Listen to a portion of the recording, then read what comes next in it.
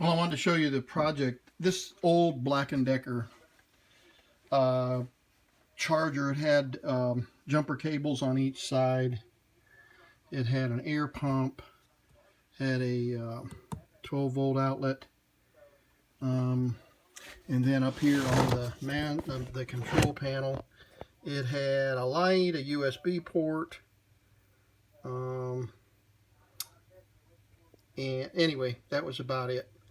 So the battery, I've replaced the battery, and these batteries are about 30 bucks. I've looked and looked. This is an unusual dimension, and so this battery's gone bad again. This is the second battery, and they're about 30 bucks. Well, you can buy one of these tire things for 40, but I got to thinking, well, there's nothing wrong with the air pump. So I took this thing all apart and just gutted it. As you can see, I took all the guts out of it. The battery went in here and all the electronics, and it wasn't working. There was something wrong with the charging circuit here, and it kept blowing out capacitors, and it wouldn't charge the battery, and that's why the battery went bad.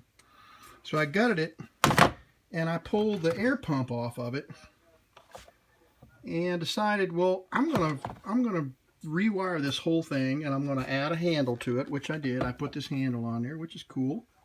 3D printed some parts for it to fit, and I've compacted all the electronics and the pump and everything down in here, and have bought a long 12-volt power cable that will go to your cigarette lighter in the car, and the cover that you're printing for me will go over this and cover this, and screwed on there, and then I can just pull the air pump hose out when I need it. Just it'll pull out of that hole right there. So, but I wanted to run it, let you hear that it actually runs. It's got a power switch here and an air pump gouge, as Jesse would say. So we'll turn it on. It's really loud.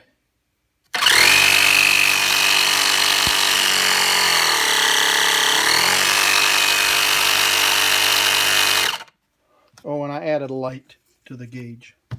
So there you go.